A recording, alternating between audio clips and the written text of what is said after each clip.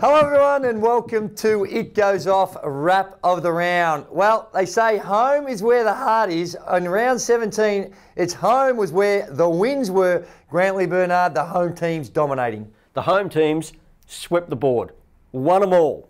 Townsville Crocs 79 over Adelaide 36 69 to start it all off. Eddie Gill continued his good form, 22 points on 5 of 6 field goals, 7 boards, Crawford with 14. Johnson continued his good season with 21 and 16 for Adelaide. The Crocs shot 9 of 17 from the three-point line, and that was pretty much enough to win the ball game. That was where the big margin was. New Zealand 93 smashed the Sydney Kings 64 in front of a crowd of more than 7,000 in Auckland. Wilkinson and Abercrombie did the job for the Breakers.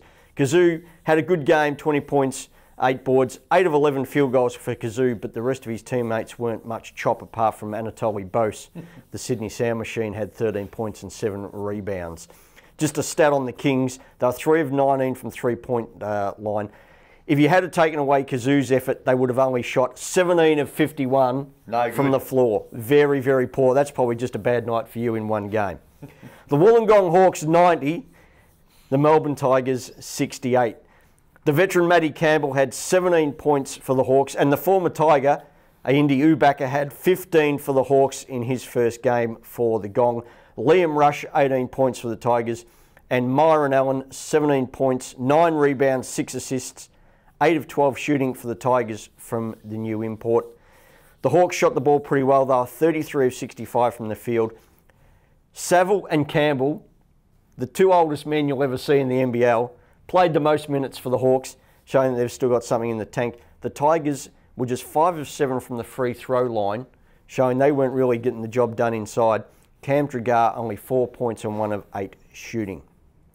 Perth Wildcats 87 dished it up to the Townsville Crocodiles 55 over in Perth. Redditch 16 and Lish 15 for the Wildcats.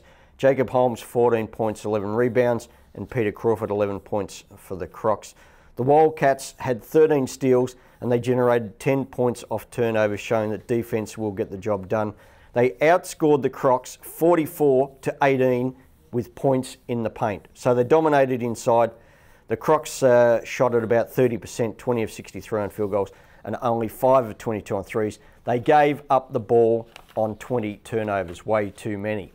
Finally, probably the big result we've all been waiting for. Gold Coast Blaze 76, Cairns Taipans 49. Oh gee. Do not adjust your sets. 49 points from the Cairns Taipans, the second lowest score in NBL history. Mark Worthington 17 points, 7 rebounds for the Blaze.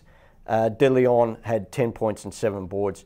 Alex Loughton 12 points, was the only scorer in double digits for the Snakes, who were just playing terrible. The Blaze dominated the rebounds 42 to 27. They led 40 to 23 at halftime, and it was pretty much game over. The Taipans, as you would expect, shot just 37% from the field and 16% on three-point field goals. The Snakes, I would say, were pretty low.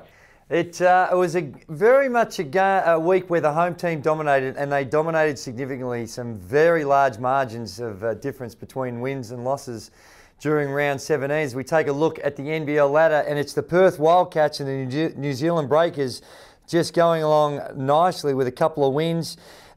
Also the Crocs 10 and 7, they look like they are starting to embed themselves in the top 4. And then we've got the Gold Coast Blaze, your favourite team, Grantley Bernard, that have just hopefully snapped you out of your slumber as far as discussing the Gold Coast Blaze. And they have a winning record at 9 and 8. So too do the Taipans. Although they only had 49 points, they're still at 10 and 9 in 5th spot. Then we're starting to see some distance between the rest. The Melbourne Tigers 9 and 12, Kings 8 and 12. Sixers and the Hawks, they are out of running for any sort of playoff conversation. Well, it was an interesting round of basketball, to say the least. And if you want more of an explanation on how the Cairns Taipans could only score 49 points in a basketball game, check out the full version of It Goes Off.